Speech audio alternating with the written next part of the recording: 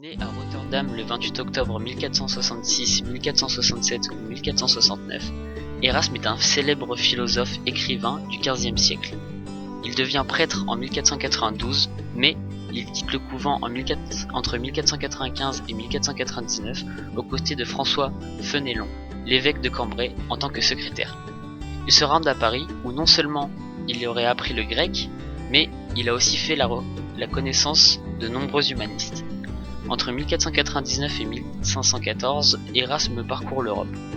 En 1499, il séjourne pour la première fois en Angleterre, où il fait la connaissance de John Colet et de Thomas More, humanistes eux aussi. Séjournant en Italie entre 1506 et 1509, il y devient docteur en théologie à l'université davantage. Il écrit beaucoup de livres durant son voyage, où il dénonce, comme dans l'Éloge de la folie. Il écrit ce texte en Angleterre en 1509, dans la résidence de Thomas More. Dans cette œuvre, il critique l'Église.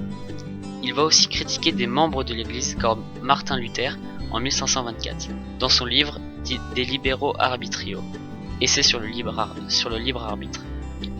Luther riposte en 1526, mais la polémique va continuer bien plus longtemps.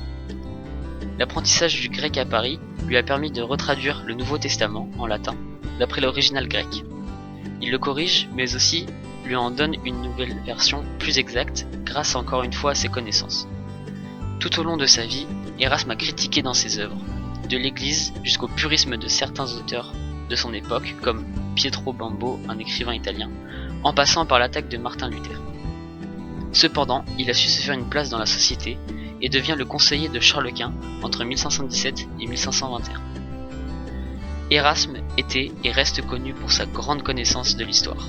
Ainsi, il a pu traduire un grand nombre de livres grecs et les conseiller à d'autres humanistes.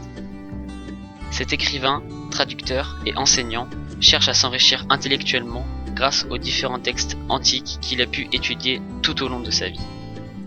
Erasme fut nommé le prince des humanismes pour son enseignement, son savoir et ses connaissances qui lui ont aidé à traduire de nombreux textes, mais aussi d'avoir de nombreux contacts dans le royaume.